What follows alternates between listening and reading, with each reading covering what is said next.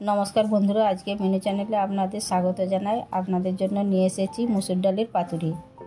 এখানে আমি লাউ পাতা দিয়ে পাতুরিটা করব। লাউ পাতাগুলো ভালো করে ধুয়ে পরিষ্কার করে রেখেছি। নরম নরম দেখে লাউ পাতাগুলি নেবেন, নরম হলে খুব ভালো হয়।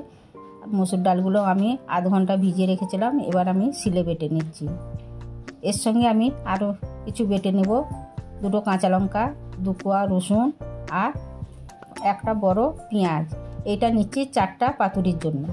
আপনারা যদি বেশি পাতুরি করেন বেশি নেবেন। আমার বাটাও হয়ে গেছে, এবার আমি একটি বাটিতে তুলে নিলাম। এতে দিয়ে দিলাম পরিমাণ মতন লবণ আর হলুদ গুঁড়ো, বেশ কিছুটা সর্ষের তেল। সর্ষের তেলটা একটু বেশি করে নেবেন। এইগুলো দিয়ে আমি ভালো করে মাখিয়ে নিলাম।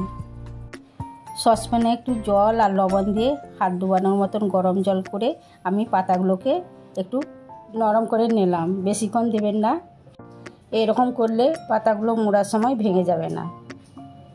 এবার আমি পাতাগুলোকে নিয়ে এই বাটা মুসুর ডালটা পুর হিসাবে দিলাম।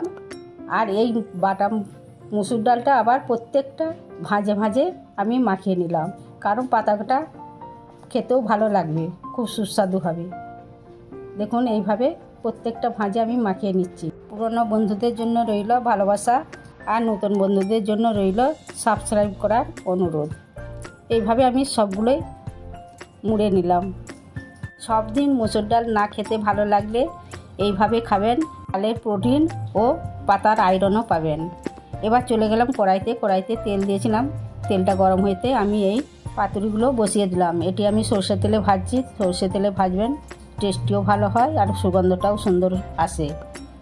এইভাবে আমি উল্টে পাল্টে লো ফ্লেমে ভেজে নিলাম। আমার ভাজা হয়ে গেছে। এবার আমি একটি সার্ভিং প্লেটে তুলে নিলাম সার্ভ করার জন্য। এটি গরম ভাতের সঙ্গে খাবেন, খুবই ভালো লাগবে। আমার ভিডিওটি ভালো লাগলে লাইক, কমেন্ট, শেয়ার করবেন।